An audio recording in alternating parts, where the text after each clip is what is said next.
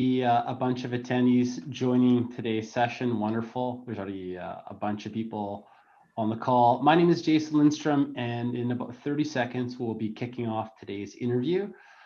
As per usual, I'm super excited about the guest and the topic. I'm going to give everybody about another 30 seconds just for fun today. Yeah, wow. I'd love to, if you could go ahead and just type where you're located in the world, just in the comment window, that'd be amazing. Just to start things off, I am located. All right, Angela, Toronto. Toronto, nice. More Toronto. Oklahoma.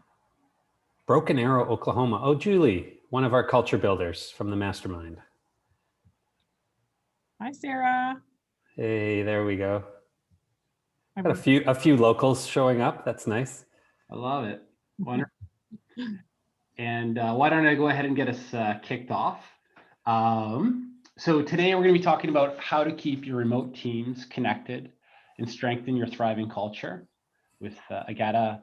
I'm gonna go out on a limb here and go for try to pronounce your last name, Agata. Is it Zasada? Yeah, pretty good. Yeah. You're too kind, Agata. Yeah, thank you.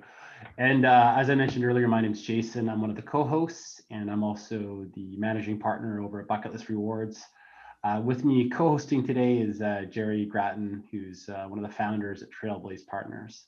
Hey, everyone.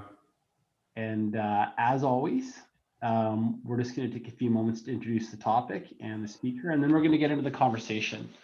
And our mission, as a reminder, why are we doing this whole thing?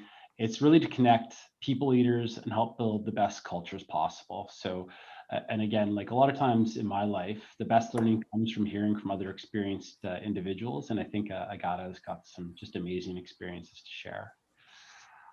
Before we get into the actual speaker introduction, I do have one quick question for all the attendees. So I'm going to pop up a poll on the screen, and I would love to get your feedback. This will help guide today's conversation. So I'm going to go ahead and launch this poll, and you should see up on your screen from the topics below, what are you most interested in hearing about? So go ahead and give that a vote, or vote for the topics you want to hear about. So we can talk a bit about how to onboard new team members, how to keep remote teams connected, how do team building events when my staff is remote, and how to break down silos in the workspace. Oof, I see a theme emerging. All right. I'm going to go ahead and end the poll, and I'll share the results. So it looks like a lot of you are very interested in hearing how to keep remote teams connected, which is awesome. And then additionally, how do team building events when my staff are remote? I think that's going to be a great topic. Good thing Agata has done some really amazing things on that front. Absolutely. And speaking of Agata, why don't I turn it over to you, Jerry, and you can introduce today's speaker. Yeah, fantastic. Thanks, Jason, and welcome everyone. Thanks for being here. So Agata Zasada, as I've learned to say, she's one of my favorite kind of people and culture leaders because she's not your typical HR leader. She's over about almost 15 years, she's led and contributed to some of Vancouver's most admired workplace cultures, like her involvement in the 2010 Olympics, Lululemon, Hootsuite, Spence Diamonds, and now Banana Tag. She's VP of Culture at Banana Tag, and there she's continuing to innovate and have a really kind of challenge the status quo approach to how she leads people in culture. And I've witnessed that firsthand in working with her over the last year or so. She really does try and push the boundaries of what, you know, typical people in culture or HR leaders are responsible for in an organization. Agata writes blogs, she mentors people, and she's always ready to contribute to the people in culture conversation, which is why we're super excited to have you join us today. Welcome, Agata. Thank you. It's always so hard to hear about yourself. I appreciate the kind of. Yeah, well, I have enjoyed working with you. It's over a year now, but maybe we'll kick it off, Agata. You know, Jason and I are going to play a little bit of tennis with the questions back and forth. And of course, we encourage anyone listening in to put some questions into either the Q&A or the chat. And if we like them, we'll possibly ask them of Agata. So Agata, maybe an easy one to start with. Banana Tag, what a great name for a company. You're between two ferns with the yellow Banana Tag background behind you. But maybe you can tell everyone a little bit about the Banana Tag story, because it's one of those great local BC entrepreneurial ventures. So Great. yeah. Banana Tag was founded in 2011. So this is our 10th year anniversary in Kelowna. Corey, who's our CEO, had an idea while he was working in his father's company. They were sending marketing email to potential customers, and we're like, are they even opening it? That was kind of the question. So soon after he had the idea, he asked his best friend Isaac, who's now our CTO, to help build it. And then shortly after, Corey's brother Chris joined to market the product. So for many years, this was a side of desk project for them as an employee communication platform. And there were many evenings on the company, and they truly picked it up as a kind of full-time thing in 2014, 2015. And we've been growing ever since. We are an employee communication platform that makes meaningful communication easy. We're 130 employees Canada-wide and adding new team members to the team all the time. Awesome. I love it. I love it. And I can say that you guys, you live all that good employee communication stuff that you also market. Awesome. And to kind of jump into, I guess, my first question, I know that you've had a lot of growth even despite the pandemic. I'd love to hear what's been the most challenging part of growing the business, and maybe more specifically your teams during these kind of turbulent times. Yeah, it was definitely difficult. The challenge changed, I think, through COVID from being where you had a problem that you could take in a vacuum, make a solution and deploy. All of a sudden, the challenge became very multifaceted. Everything became interrelated. You couldn't do one thing without pulling a string somewhere else. And I think many organizations, whether you're tech, retail, restaurants, everything all of a sudden we always knew it was like a supply chain, but it became even more so a supply chain. So if you pull one part of the supply chain, everything started to tumble, and having a better understanding of those issues, obstacles, consequences. Sometimes it was financial and sometimes it was morale. So yeah, that was a little bit of what it ended up kind of changing how we faced the problem. And so with that, we really took a stance early on of being people first, because we know our product is great. We know we have a product that was, in demand through COVID, and when companies were trying to figure out how to communicate, and we wanted to make sure our people were taken care of first. Yeah, awesome. That's great. So, and I love how it really has been, it's been a long time since we've been in this state. And I know your offices have completely closed, reopened a little bit, and then closed again. So there's this, there's not one answer to, what's changed. It certainly has changed a lot over times. One of the things though that for Banana Tag, I know you guys had such a thriving culture before the pandemic, and and then things kind of significantly just had to change overnight. But what do you think was the most significant way over the long haul that your culture that was good and healthy has had to change or adapt or evolve to for the times? Yeah, I think where I might start is where what we realized really quickly is we couldn't rely on it happening organically. So when you have, when the office is open, someone comes in, we have coffee, they're going to bump into someone, they'll say hi. Nothing is going to happen organically anymore. You can't kind of will it to happen. And you couldn't rely on this show up and see, trust us, just give us some time and we'll show you around.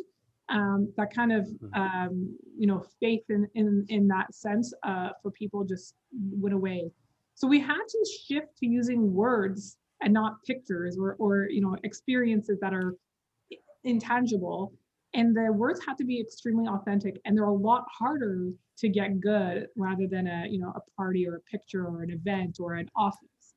And we also, like, to kind of tie that all together, we also really had to have a reason or a purpose. And I think that is the hard work that a lot of individuals can tend to go, I'll deal with that later.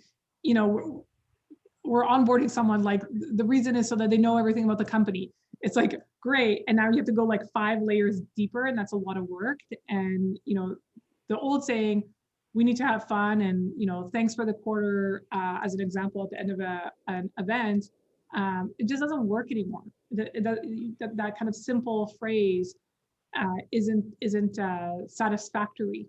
And so people have already spent countless of hours on Zoom or Google Meet or whatever, and you need to give them something back for adding value to the culture. So, like, every time you're doing something, whether it's an event or a meeting, it has to be additive to the organization and not subtractive of the individuals. And that's a real hard shift in terms of culture, where it used to be very organic, and it still is very much a reflection of the people in the company. But now, when you're curating it from a people and culture standpoint, there has to be a reason, there has to be a purpose, and it needs to be additive. Love it. And I mean, I've heard so many clients say, especially with bringing on new employees, you've brought on lots of new employees since last March, that for the first period of time, they're like, the way they introduced a new employee was always like, well, this is what we do, like, in normal times. And, you won't get to experience this now, but, soon. And then, like, almost a year later, that story probably, it doesn't really hold anymore. And people have had to shift and go, okay, well, what, let's not just tell them about what we used to do, but let's just be in the moment and tell them what we do now, because that is what we do. And I know you guys do that. You do that really well. I'll lob it back over to you, Jason. Yeah, so I love to get a little bit more to tactics. So I love to specifically hear about how you onboard new team members, and, like, what are some tactics to make people feel plugged in, to get them engaged with, like, this remote team. Yeah, what are some of the things you're doing, and what are some of the ideas and takeaways for the people who joined us today? Yeah, it's a great question. I will caveat that while we are lucky, we have a great culture, I don't think we've also nailed this perfectly. So I know I would love to say we're 5 gold stars across the board. I think we still have room for improvement. But we were lucky. We implemented a new HRIS right kind of in January of 2020, and we codified the onboarding process to the company to be a highly employee-led. And that's very different. Most of the time it's like red carpet, something's given to you, you're like kind of curated through this process, and then kind of week 2, everyone's like, bye. And so we were like, well, that's really the experience of Banana Tag, that, like, you're on your own and we're going to help you and shepherd and answer questions. So we decided not to put so much emphasis on the manager specifically. The managers at Banana Tag are doing and leading. And so we codified this onboarding where the employee goes through a lot of content in the first week, and it's mostly employee-led. The manager has very specific role to play in, like, points in that calendar. And then we've also used the different leaders across the organization, and we've, like, put it in everyone's calendar every 2 weeks. You're doing an onboarding presentation, and it helps the individuals meet people, but also understand how all the different teams interconnect, especially as you scale and grow or you're multinational. Having that there, and that's a great learning opportunity for someone else to do. It's not always me. And I think that's been kind of our winning standard. We happen to have it done pre-COVID. We had to adjust some of those things, so there's no office, walk through, and there's no where's the bathroom. So we had to, like, readjust those. And then the other thing is, we ask new employees we use our product to send an email using our product, and they get to introduce themselves to whatever level of comfort they have. And from that, anyone that's like a cat person's like, I also have a cat, you know, this is my cat's name. There's people that are like really big into gaming or reading books. And we have these natural organic individuals that find each other through this process, and they get really a warm welcome.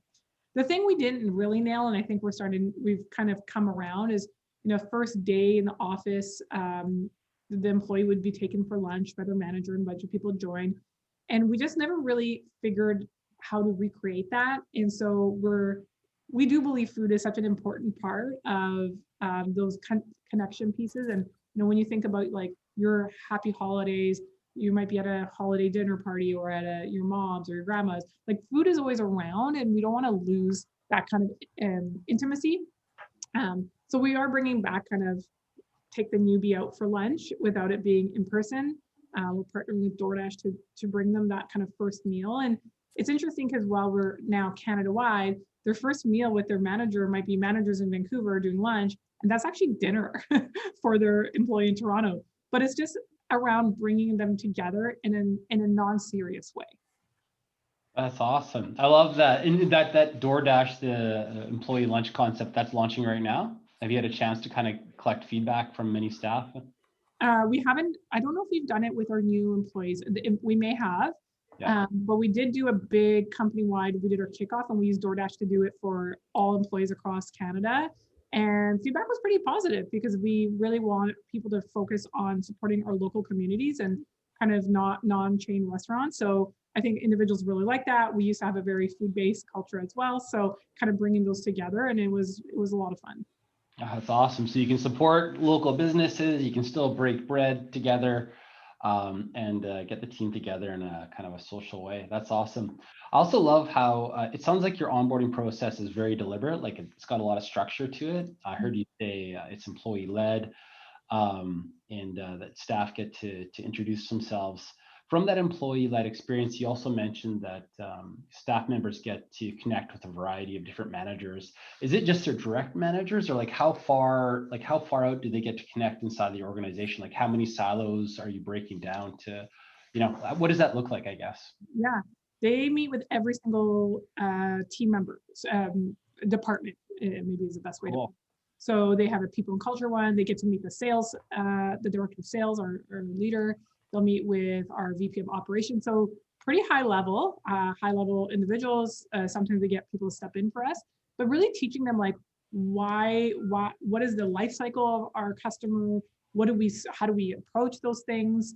Really helping someone, you know, not just sit in their kind of part of the pie of their team and slowly know what the other sides are. It's like, no, let's show you the whole pizza.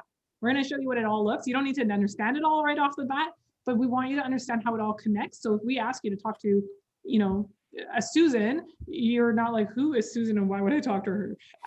You're starting off with like, okay, I think I know why I might be talking to that person, and help bridge those. We also want people to be able to, we're a pretty transparent company. And if you don't understand or you don't know, we need to be able to see where you're at. And so you can ask those questions for us so we can help. That's awesome. I love it. And I also feel like sometimes like for example, sometimes there might be a little animosity between like a sales team if it sits too much in a silo, and a customer success team, but by connecting all the various parts, yeah, you're breaking down the silos, forming friendships, building relationships. That's awesome. Yeah. But sorry, Jared, I interrupted. Very cool. No, that's all good. Yeah, I love it. And I love the you know, having your new employees use the banana tag tool set, you know, eating your dog food, as they say. So, I mean, here's a little chance for you to talk a little bit about banana tag. So, you know, we know that you've got some great tools for internal communications. So maybe first, just generally, what role, we're here all as culture builders, what role does you know, communications play in culture building? And then I want to kind of layer on some other questions on this as well. Sure. I'm slightly laughing because I know someone that's on the webinar is like, Agata was the worst communicator ever. English is my second language, and so I find it always a little bit ironic for me to talk about communication.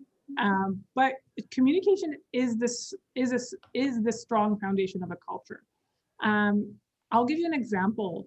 Candidates will mention to us in like their applications or in video. We do video interviews sometimes or or phone calls about how our job description, tone and choice of language really made us personable, and we don't take ourselves too seriously, but we take the role seriously of communications. Our blogs, we get mentioned how much the types of blogs we post and the tone of those blogs, and it really shows. What we hear is it really shows that we're leaders in this field, but we really are just humans on the other side. It's not a facade, and that we don't take ourselves too seriously. So for a candidate to pick that up from a job description is a real perfect example how communication is a foundation of culture. So tone, choice of words, how you even communicate, what platforms, how often, it really truly is, a foundation for a strong culture. Awesome. Yeah. And so that's clearly you've learned to do some things, the right way. But I know you always love to talk about like the misses, or sometimes the things that didn't work out so well.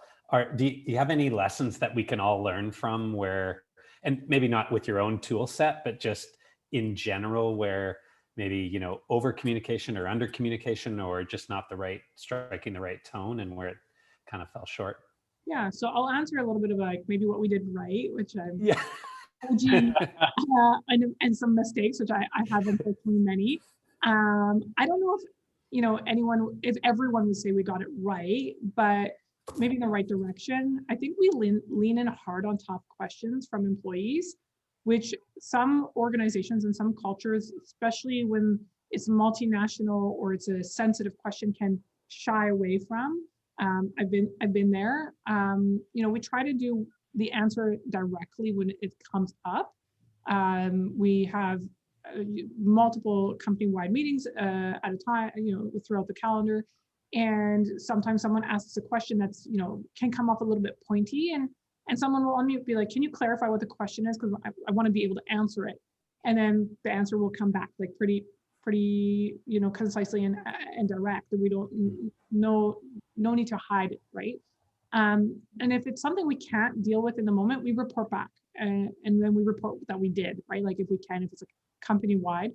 And I think most traditional workplaces say, I would say, if any other organization I worked for before looked at Banana, I think they would say we maybe over communicate. But I think we keep our employees informed and engaged. And I think it is taking a progressive approach rather than a top down, we're over communicating, rather than let's bring everyone on the same level playing field so everyone can have the information they need to do the right things for the organization and the roles and engage in that. Mm-hmm.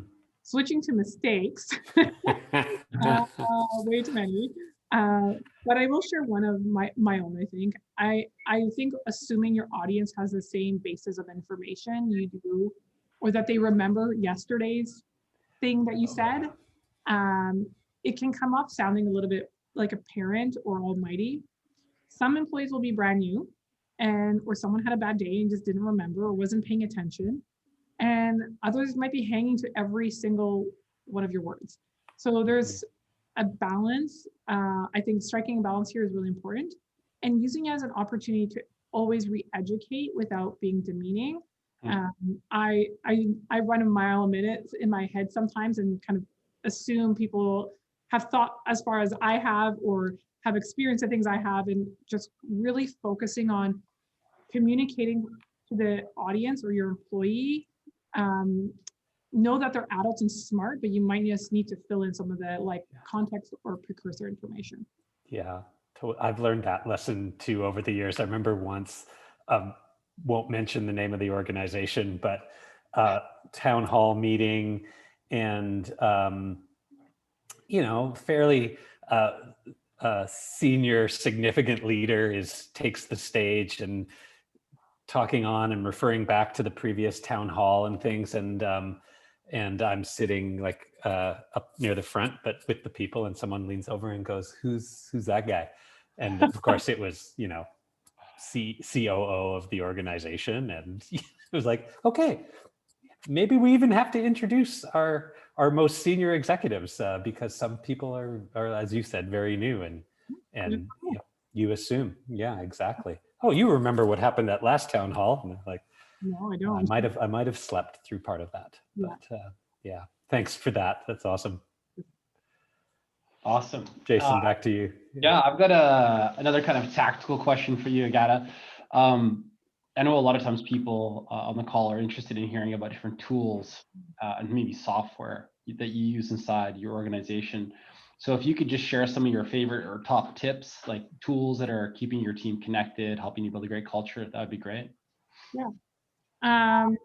One that came up from an employee right through COVID was something called Donut. It's a Slack app, and it helps create these kind of organic accidental coffee bump ins and like puts those in to like randomly pairs people. We've curated our own questions that are very banana tag, culture specific, and we've had a really good amount of participation and ongoing participation. Is really awesome for the new employees because they don't get that office experience where they can just bump into the most random person and be like, oh, I didn't know we both like to wear all black or whatever it is. So, you know, and all our senior leaders are all participatory of that. So you can randomly just get to like hang out with the CEO, and it's really fun. And it's, you know, inexpensive, but it helps. Again, those organic things have to be replaced. We also explored a lot of platforms last year, but what most of them tended to lean on is replacing the office. Like they created virtual offices, like someone's in the lunchroom, like gamifying it, or you know, being another channel, like another Slack. And while they were all interesting, they didn't solve what we needed. I think there's a ton of great platforms out there, and I would highly recommend people to check it out. Don't think that just because I didn't get one, it wasn't good. They just weren't solving what we needed because we didn't need a gamification of someone being in the lunchroom. So those were really cool. I don't know if they were what was right fit for us, but there's a lot in that space and a lot emerging. But I think the interesting platform that we did implement that I think has been an interesting piece because it's a little bit culture, but it's actually quite performance related. And that was a little bit of a actually, maybe not a little bit. It is an intentional evolution of our culture. It's really around performance. So we implemented Lattice, which is a performance management platform. We've actually asked employees to give their to lead their one-on-ones. So the employee leads what they want to discuss in their one-on-ones.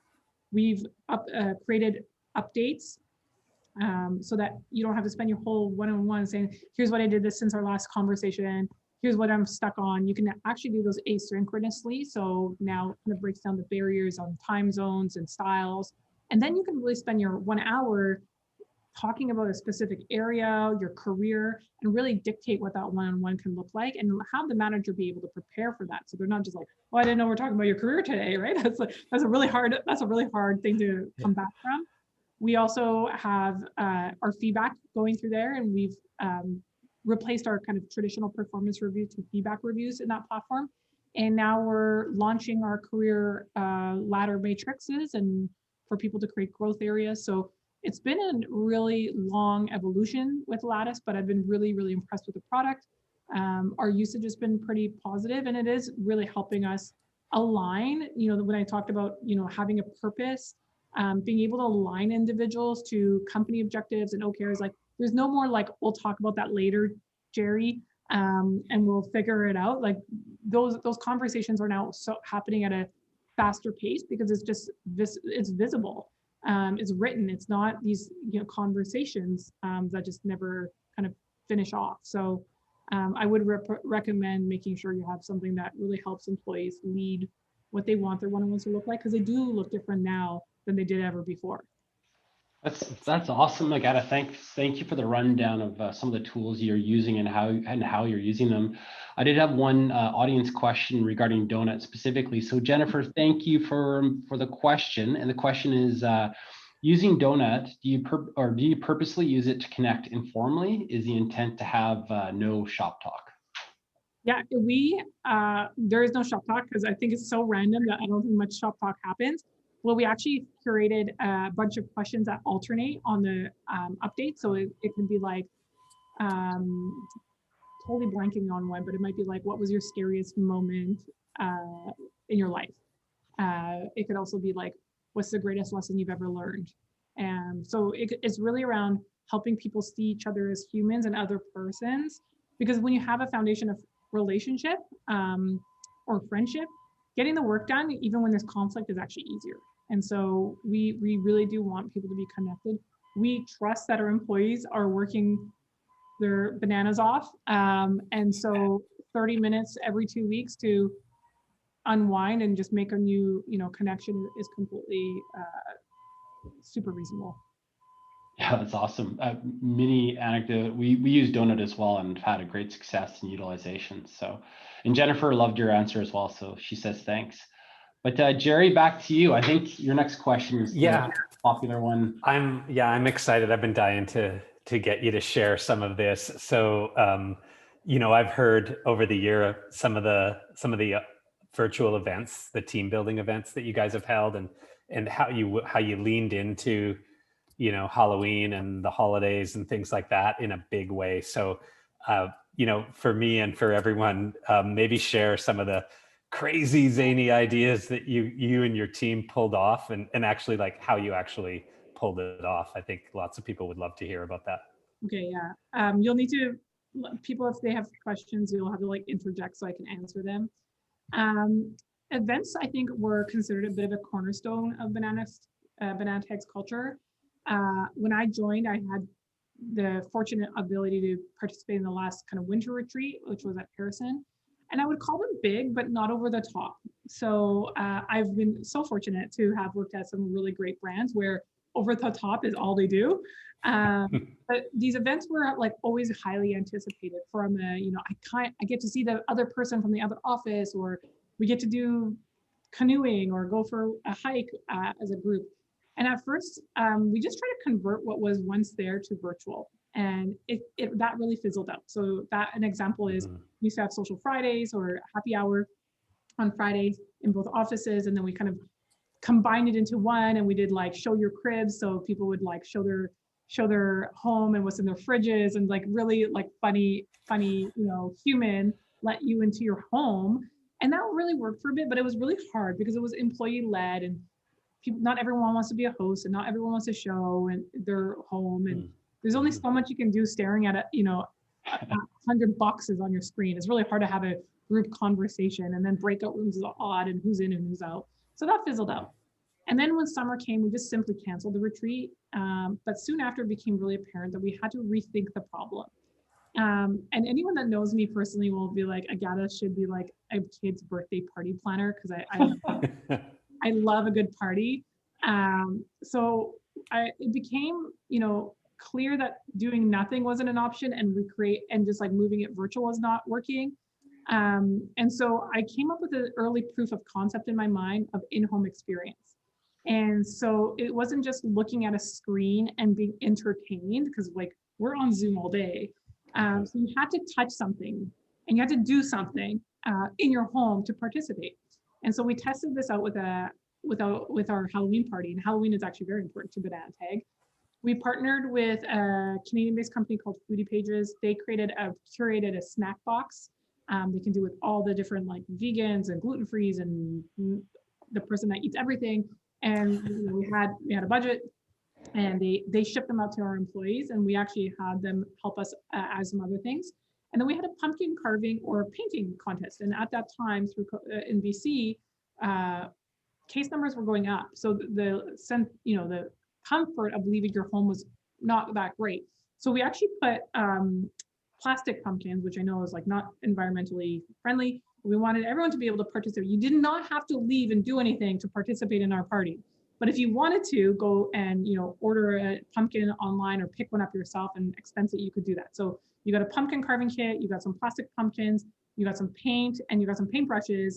And the idea was we were just having a competition. We broke people out into breakout rooms. We curated Halloween themed questions, brought people back together. We had some prizes. We did a Slack renaming your name to like spooky names on Slack, and we had some winners, and we gave out prizes, went back, and then at the end we closed it out with like the fastest show and tell in the world. So everyone had to like turn on their camera, show their thing, and then we ended up doing voting the next day, and got more prizes, right? So really something in it for them. They got to participate, had some jams going, and that was really the first time we put something into action. Like doing nothing wasn't working, so we had to do something, and we learned a lot. One, you can't make everyone happy. Right. We also had employees say no more Zoom, which I'll talk a little bit about Christmas. And breakout groups, don't make them too intimate. So do you still have your introverts that while they do feel safer and more comfortable in their home, being one-on-one is still uncomfortable. And so making sure you have like curated questions to get things flowing. You don't have to be, overly protective of individuals. People can still bow out. So I don't know if you want me to go into the Christmas one, because that was a whole. Would love you to do that. And please, if there's any specific questions that anyone wants to ask, throw them in the chat for us. Yeah. But yeah, you learned from Halloween and then you applied that and had a really, really successful Christmas holiday. Yeah. So event. 5 weeks later, we were having our Christmas party. It feels that way, right? Yeah, it was like we finished Halloween and like it was exactly 5 weeks later that we were going to have the party. So I really believe in the theme, and just like kids' birthdays, like you can be a train theme or you can have a dinosaur theme, whatever it is, right? And at that time, you were thinking about holidays and what people really looked forward for or didn't look forward to in a holiday party. But it's really about connection, and so we use that as our complete umbrella of connection. And again, the year was so disconnected, right? You're on Zoom, you're not with people. So how do we kind of try to build up connection in a way that's different? So we got every employee a Facebook portal. So they would use it that night, but they would also keep it indefinitely. It was like our gift, our holiday gift to them, but so that they can connect. We have a lot of international family members in our company. We have a lot of people that have immigrated to Canada and they can't be home for the holidays. So why not give them a mechanism or a tool to be able to connect a little bit easier than holding your phone or on your Zoom or whatever, something that made it a little bit easier. We worked with as many local companies as possible, and I say local to the epicenter of the planning was Vancouver, but we actually extended that beyond Vancouver and worked with Canadian-based companies. Railtown Cafe made us custom pasta sauce. We use a local company to source a variety of noodles for our gluten-free or eggs and all the different allergies. We bought Betty Crocker cake mixes and put them in everyone's boxes. We bought thousands of dollars worth of sprinkles from Sweet Apolita, which is a Toronto-based company. We got decorations for everyone. So everyone got a tablecloth, a table runner, fancy napkins, honeycombs, just a frame with an agenda of the night. We got them a box of games, and which we played Twister virtually within our families, within our homes, with our families and team members. We had liquor. I feel like I'm missing. We sourced with a local artist to create temporary tattoos. We have a lot of people that do tattoos here or have tattoos, and we really were just kind of making fun of like, if we were in real life, we'd all just get the same tattoo, but a temporary one will work for now.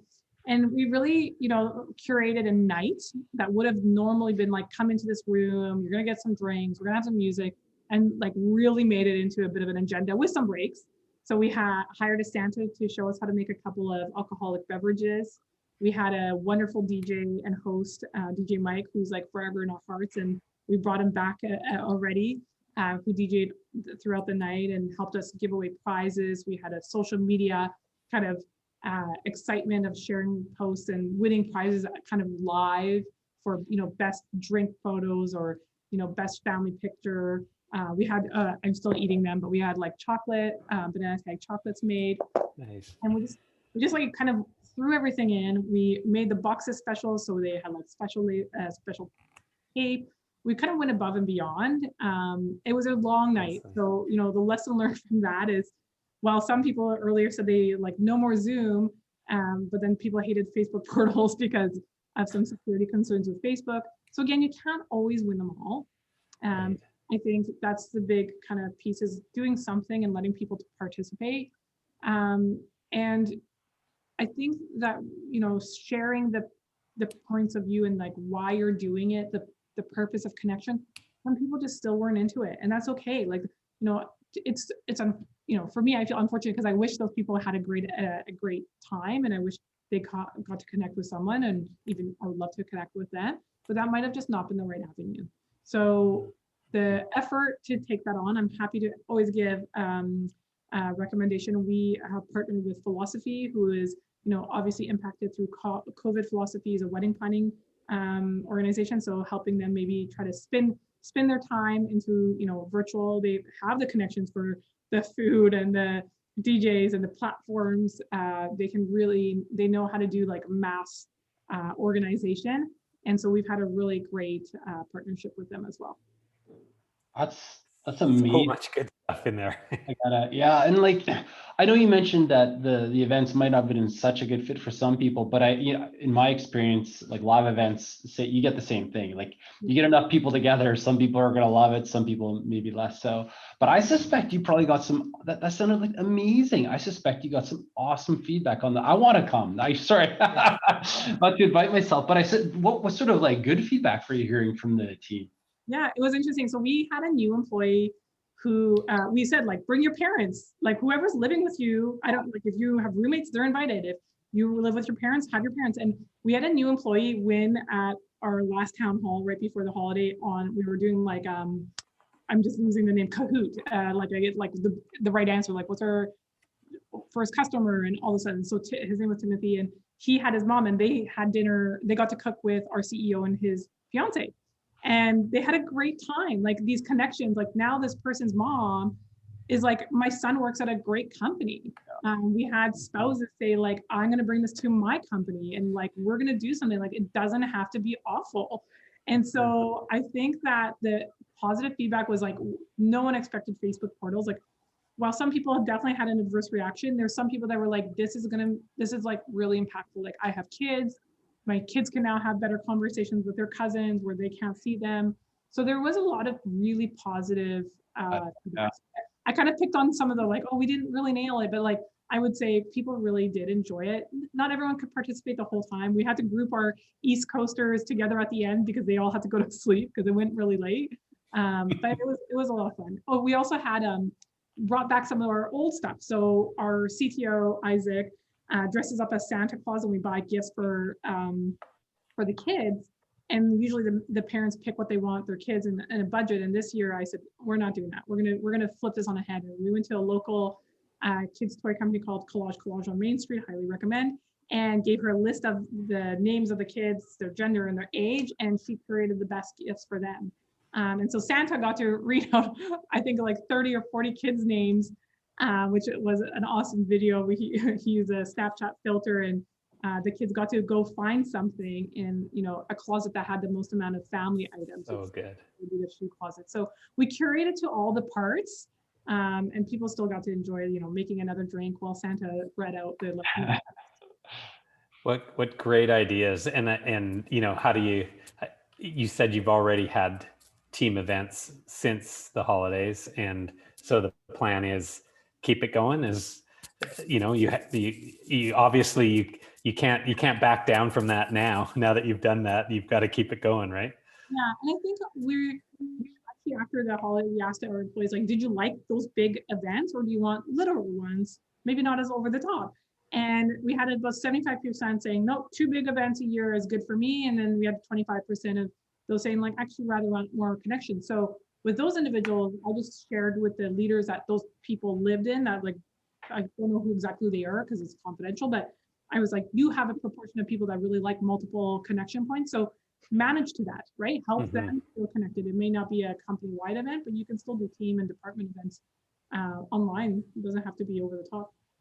Yeah, thank you. That was worth it to hear you talk about those great events. I was really looking forward to that. I would concur. That was super cool. It's way better than things I had envisioned internally, and it was just so. Basically, I learned a bunch of new things, and I have a whole bunch of takeaways and ideas that I could hopefully or potentially implement inside of our company. So outstanding. I'm going to jump into our next question just because I appreciate time's kind of moving quite swiftly.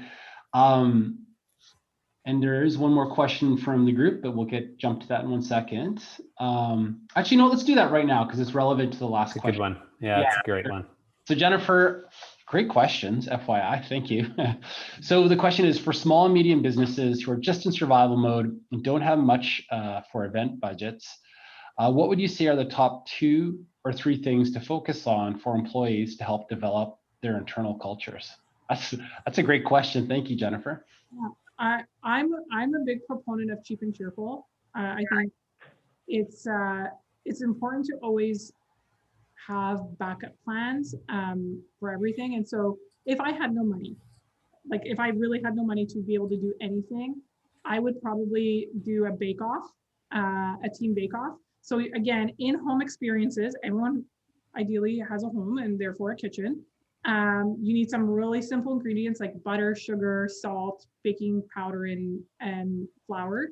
If they don't, you can give people, $10, $15 towards getting that. And make cookies or make bread, like have something, and then make it a team thing where putting it together, or someone is instructing. You can buy online classes, or even there's a lot of individuals giving away free online classes for these reasons, for if your team can't afford it. But a really like high end kind of cooking thing, you're looking at $69, right? $69 for a really good instructor.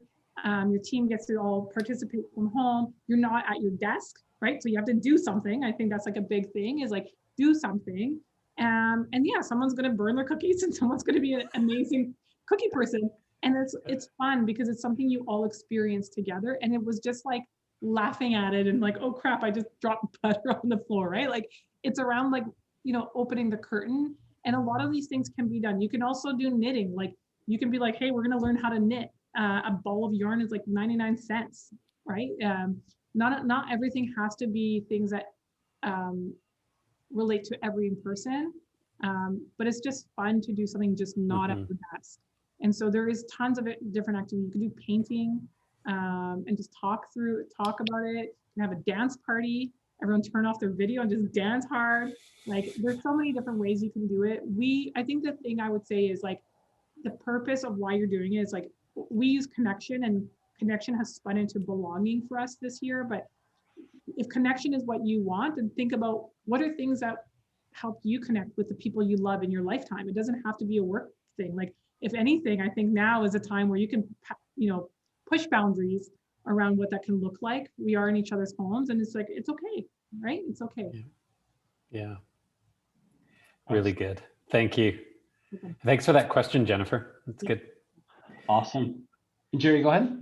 I was just going to throw it back to you to probably start shifting to... Yeah, move to wrap up. I agree. So I'm going to invite all the attendees. If you do have questions, just throw them in the comments section, and we'll be sure to read those out. But I just want to be respectful of everybody's time and move to a wrap up. So I'm going to do a quick screen share here again. So as always, we're going to be sending a summary of today's session. So we're going to record the session, or the session is recorded, and we're going to send a little PDF with sort of the 5 key takeaways, which you'll be receiving in your email inbox in the next day or two. And then next up, as always, we'll get to some other special authors, but I see some questions have in fact come in. I saw somebody. Oh, cool. So somebody said, these events sound completely out of this world. That's awesome to me. So nice work, Agata. So yeah, what would you suggest? This is kind of similar to the last question. What would you suggest for companies that don't have a large budget or any budget, i.e. healthcare, where there virtually is no budget for things like this? We can't even purchase gift cards. So I think you kind of partly addressed this in your last question, but anything you want to add to that?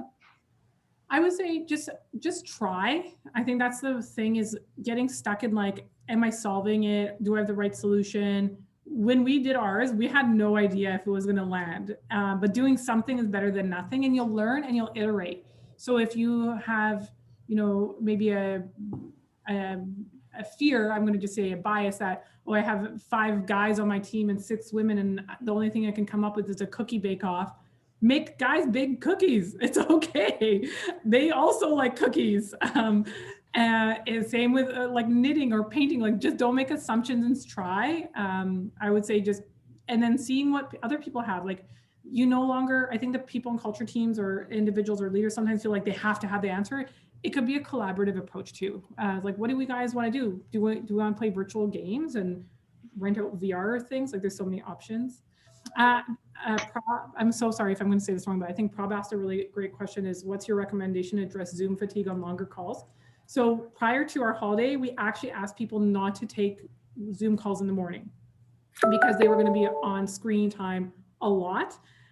So if you're going to have these longer calls, it says we're going to have a longer call. Work, in 2 weeks' time, work to balance that out in your calendars as best as you can. So, don't take calls in the morning, the following day as well. Find other activities that are better to like replenish, right? So we also urge people that really struggle with too much screen is like use vacation time or use your sick time. Like if you need to be away from a screen for your like health, do that. People aren't flying anywhere. You have tons of vacation to use anyway. So there's no reason not to. Awesome. And there's So one more quick question from the audience, which I'd love to ask. So this is from Marta. Thank you, Marta, for asking it. One quick question about onboarding. Do you send some kind of gift or gadget for new employees? And if yes, can you say what that is? Yeah, we're evolving our onboarding package. We don't do, so one of the things that our company is really thoughtful about is environmental impact. While we're in a pandemic, I think the next crisis is the environment. So we're really careful about ordering things that will land in like the landfill space. So we do get people like a notebook, a pen, a shirt, a mug. We have a really beautiful custom mug that is, not one that you would that isn't like, it's branded, but it's not the branding that you would say send a customer. We want people to be like, love their mug at home, and it doesn't have to be like bright yellow and doesn't match with everything, right? We want people to have things that are like, I'm proud of my mug, I enjoy it. So thinking about swag that way, I think we are evolving it further around, making sure we're sourcing environmental paper, sourcing things that are compostable. It is really important.